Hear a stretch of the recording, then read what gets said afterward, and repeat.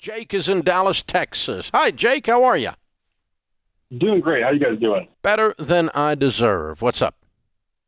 Happy to hear it. So I'm 22 years old, self-employed, and I'm getting to a point where I really want to start paying off all my debt, building up a retirement plan, and just overall being more wise and more strict with my budgeting.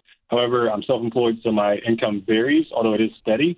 But I just wanted to see what you would recommend as a method to build a budget when you are self-employed and the money doesn't come in as consistently, but you just want to stick to that budget and be as efficient with your money as possible. So what's your taxable income in 2021?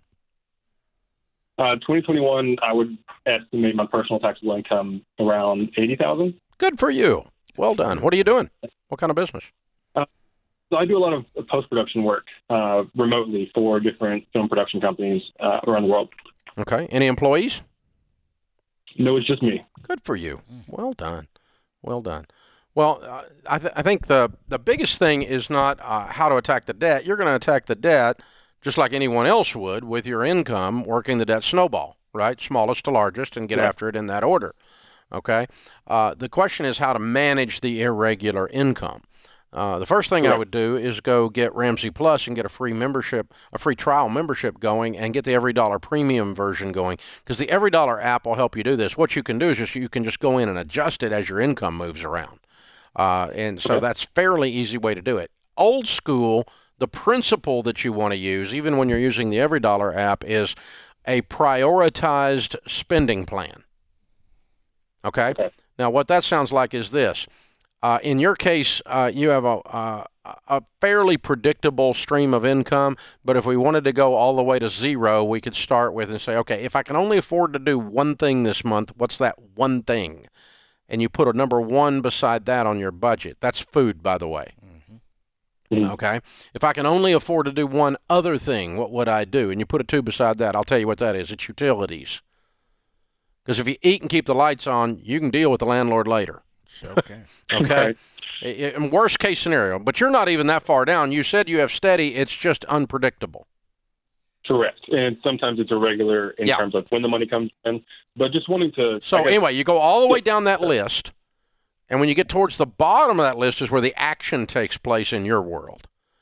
And that is that, when you get to number 16, you do 16 before you do 17. And you put the debt snowball stuff in those bottom, the extra money on debt moves down after you've taken care of the necessities of life.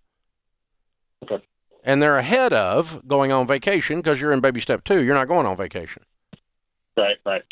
And they're ahead of going out to eat because you're in baby step 2 and you're not going out to eat. Mm-hmm. How much debt are you in right now, Jake? If you don't count, I just bought a house. Excluding the house. The way the market, including the house? Not including the house. Excluding. Oh, sorry. House. I would guess business about $7,000 business debt, and then about $20,000 personal debt, including my vehicle. Including as far as their vehicle is inside the $20,000? Correct. Okay. What kind of vehicle is it? It's a 4Runner, Toyota 4Runner. It's big enough and efficient enough for what I need. And you can afford to do every bit of thing what you're doing. You just need to get it paid off.